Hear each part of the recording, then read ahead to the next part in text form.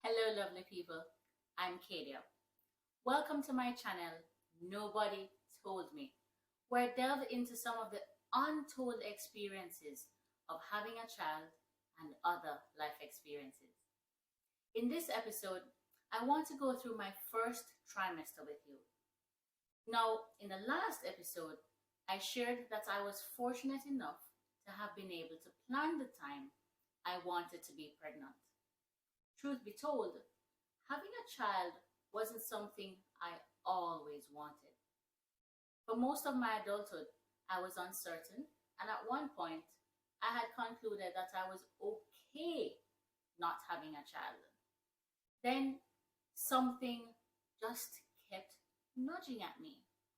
Even though my husband and I had agreed we would not have a child together, considering he had two children before we met, and neither of us believed another child was an imperative. We already had two kids, after all. But something just kept nudging at me.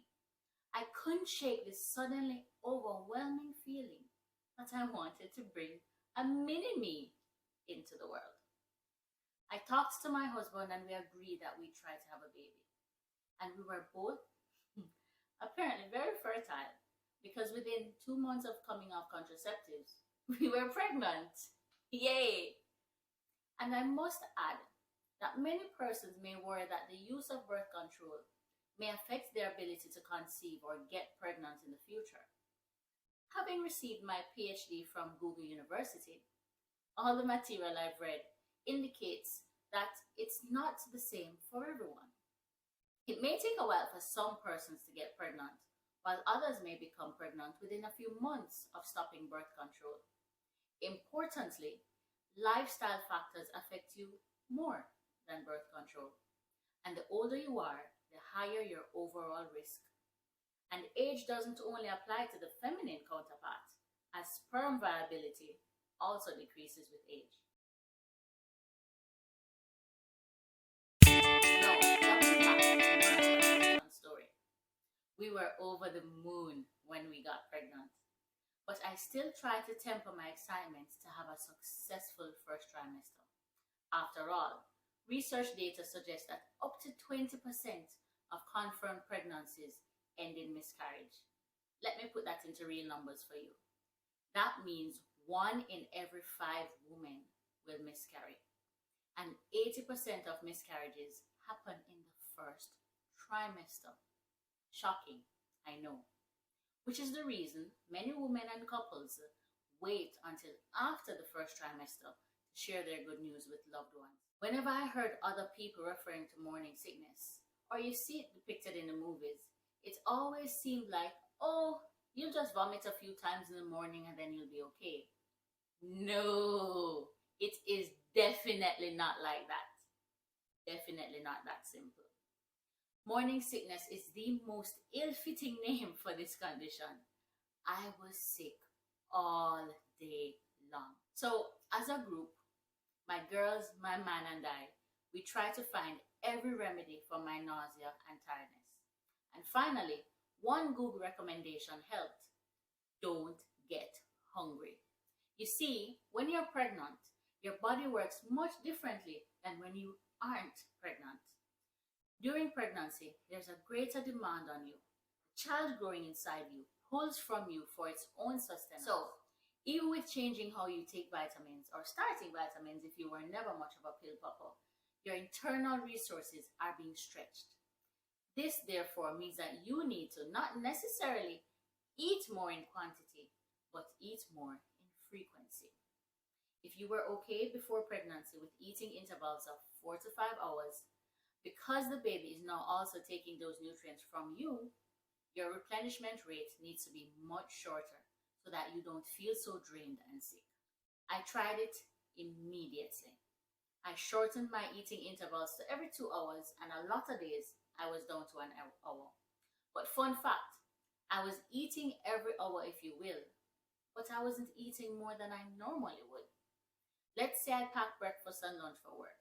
Because I was still a bit nauseous, I had to temper how much I ate.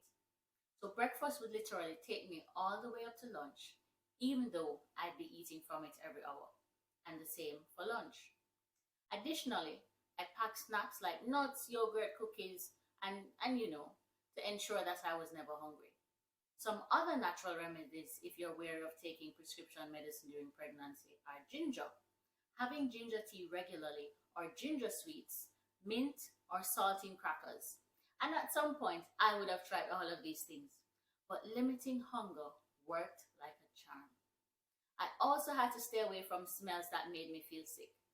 Your smelling sense becomes very acute when you're pregnant. I love fish, but couldn't stay inside the house if it was being prepared. There was also the indigestion. But my Google doctors ably advised that milk or milky products and almonds help, which they did, at least for me. However, there are many of us who are not milk drinkers for various reasons. For me, it would aggravate my sinuses, so I did almond milk instead, and that still proved effective. My indigestion came on hardest at nights, so I'd have a glass of almond milk and a handful of almonds every night before going to bed.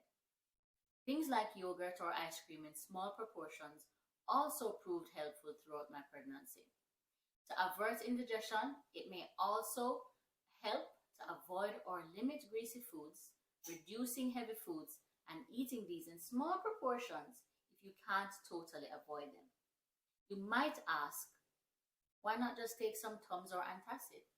You want to be very careful and even consult your doctor before trying some things while pregnant, because each of us may have different conditions that restrict the foods that we're able to eat.